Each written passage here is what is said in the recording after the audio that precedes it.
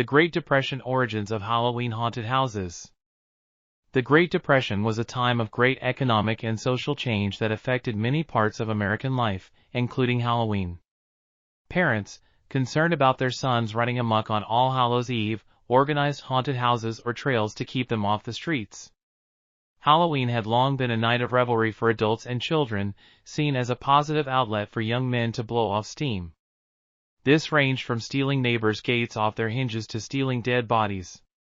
In 1879, about 200 boys in Kentucky stopped a train by laying a fake stuffed body across the railroad tracks. In 1900, medical students at the University of Michigan stole a headless corpse from the anatomy lab and propped it up against the building's front doors.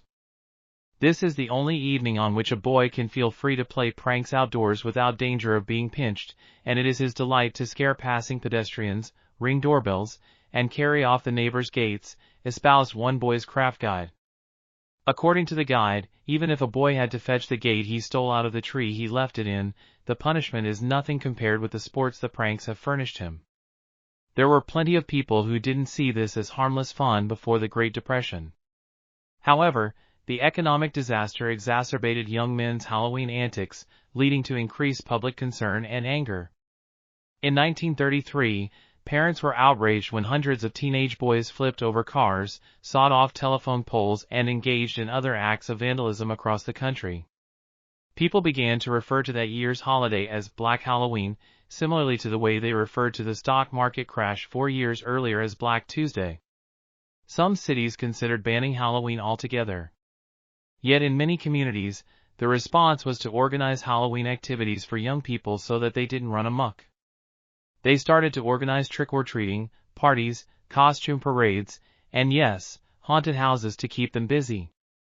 Hang old fur, strips of raw liver on walls, where one feels his way to dark steps, advised a 1937 party pamphlet on how to create a trail of terror.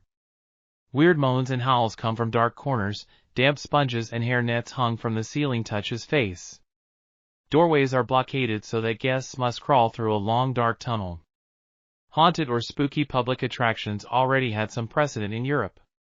Starting in the 1800s, Marie Tussauds Wax Museum in London featured a chamber of horrors with decapitated figures from the French Revolution.